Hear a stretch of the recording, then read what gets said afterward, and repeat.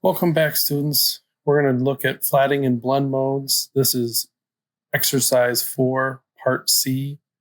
So we're going to try to do a grayscale. So that's specifically what we're going to work on right here. And we're going to do a little voiceover. So I've chosen my image, and I'm going to do an edit fill. To fill in the background, I want it a little whiter than that yellow. We'll try it again. There we go. We take that layer and put it underneath our drawing that we've already downloaded. I'm going to label that the drawing layer.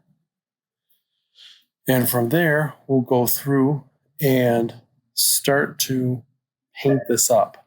So I'm going to take a soft brush, and for this, we want to paint everything before we put on the color layer in black and white and grayscale. So you're only using gray paint to paint it. So you're really just painting values. And this can be a very helpful thing sometimes. So what I did is I went through and filled that in, did a very light version of that, and notice it has these bad fuzzy edges. So I am going to go through and erase away the stuff that I don't need. So this is going to take a minute. Just kind of cleaning up the edges, and before long we'll be done with this, and we'll move on to a different style of how you can fill in your image. So notice that I am painting on a layer underneath the drawing layer. That makes it easier to see it. And I'll change my brush size sometimes to get into smaller nooks and crannies versus larger areas. But for the most part, it should be kind of easy. Go through, we get all this, clean up those edges. If you make a mistake as you're going through, you can just Control Z and undo that. Just filling it out, getting close, I think. A couple little touch-ups down here. There we go over there. Cleaning up the hand and the arm, and then I think that's the last part of this before I switch over to trying to use a lasso and showing you that way as opposed to painting and erasing. So there's lots of ways to fill in a flat. And the important thing is I would just fill it in with one color to start off with, and then you can change the colors and the values afterwards. So that's what we're going to do. I think I just have a couple little spots here, smaller brush, eraser. There we go. We'll transition over to our next one. Oh, there we go. There's the title card. So here I'm going to use the, what's it called? Polygon lasso tool. And I'm going to go through and I'm clicking around. Every time you see it kind of like turning and snapping, I'm clicking and kind of bending across to a new point. So these will give you straight lines. I had a little trouble trying to find the edge here. I wasn't zoomed in enough, but eventually I think I got it. And then I'll show you the edit fill, and it'll get in there. It's a little tricky. I had some real struggles, so you'll see that right here. That's this point right here. I think I eventually zoom off to the left side. Here we go. I don't know what was happening. I think something with the computer was like not connecting, because there's the selection. That's what I want. We can just brush in the color there. And now that section is filled in. Perfect. We love it.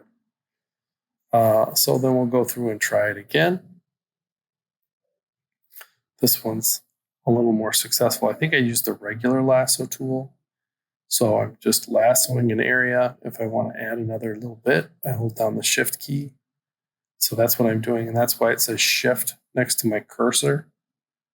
Keep going through, adding a little bit more. So I'm just going to do this leg, and then I'll do a different thing for the other leg. You can see the marching ants. They're on the outside. So that means we have the stuff on the inside is where it will let me paint. I think I've got it. I'm going to get a little bit over here. really quick. Then we're going to go through. Oh, I'm going to try a gradient here. So I'm going to get two values. See how it's a little darker at the foot and a little lighter up above. I think I undid it on accident. I'm going to make that lighter version a little lighter. Try it again. And there we go. Now that part is painted in. I'm going to go and clean a couple little spots up. Got my hard brush. I don't like that soft brush much for filling in a flat. And I'm going to get that arrow as well.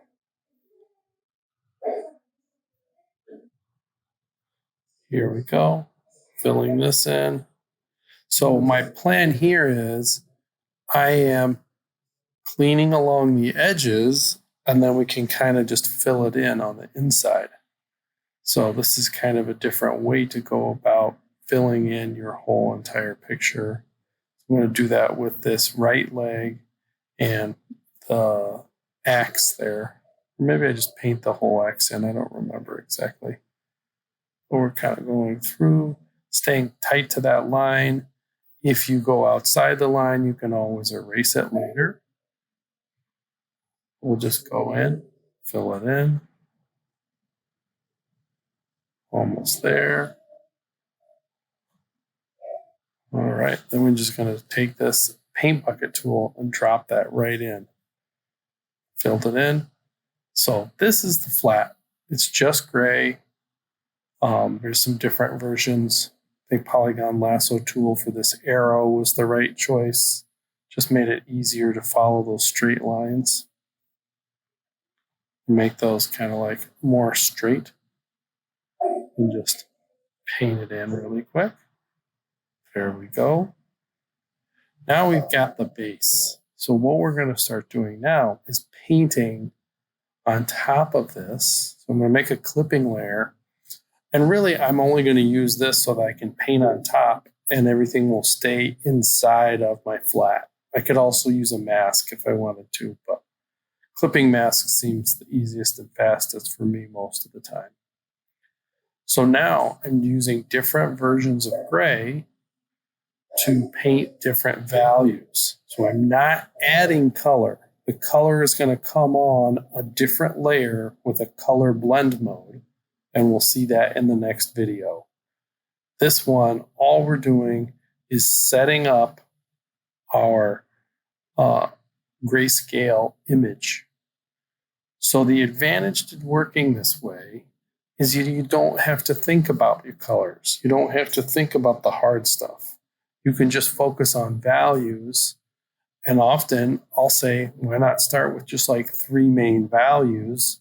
Is it light? Is it medium? Is it dark? And then you can start to move on from there and get more complex and add different values and tones inside of that. But it's going to keep your image maybe blocked in together. So sometimes I'm picking a slightly darker color. Sometimes I'm picking a slightly lighter color. But I'm mostly just working with one brush, and I'm mostly just working with just that same color range of grayscale. You know, you can pick grays that are in the blue and that are in the yellow and in the red, but I usually just try to stick to one zone so I don't end up with something that is too difficult to work with. So we keep building this up here with a little bit of lights, you know, things that are facing up towards the light. I might give it some light. Other areas that are maybe facing down, I'll give it some shadow. So I'm starting to think about like, what does this guy look like? He's got a little crow skull for his belt buckle, add a little light to the hand. He's got some kind of like metal thing or a sheath attached to his leg.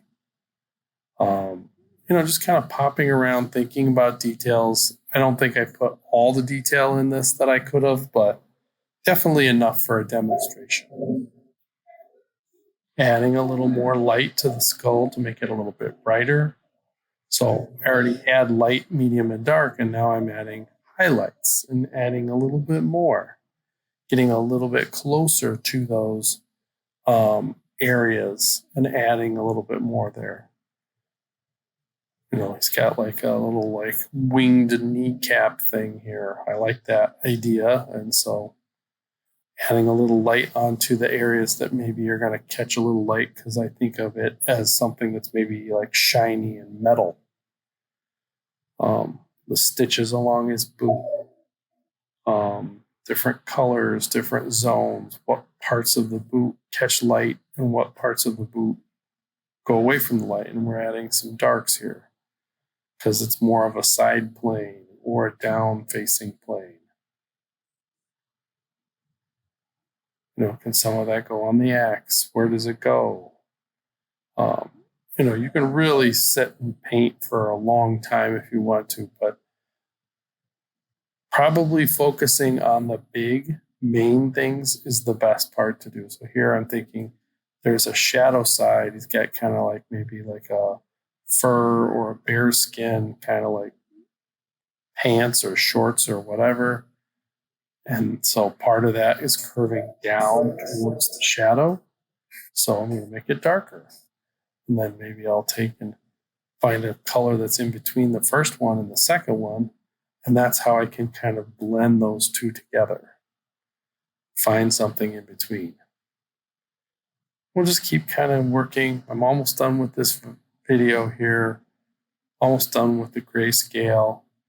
It's, just trying to find different values to make things look like what you think they should look like, and end up with an image that has a nice range of values, getting a little highlights on there, finding some areas where I can be a little bit brighter. Every once in a while, what I do is I zoom out and I check the whole image like this to try and understand, does anything look weird? And I had like an opening where his rib cage was exposed. I wanted to make that darker, make the ribs stand out a little bit more. The middle of the body seemed very blah. So finding more of those shadows, finding some areas where that can kind of like turn down and in.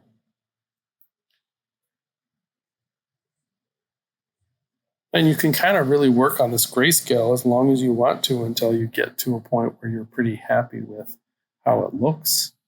Once you like how it looks, then you can move on to the color layer and add some color on top of this.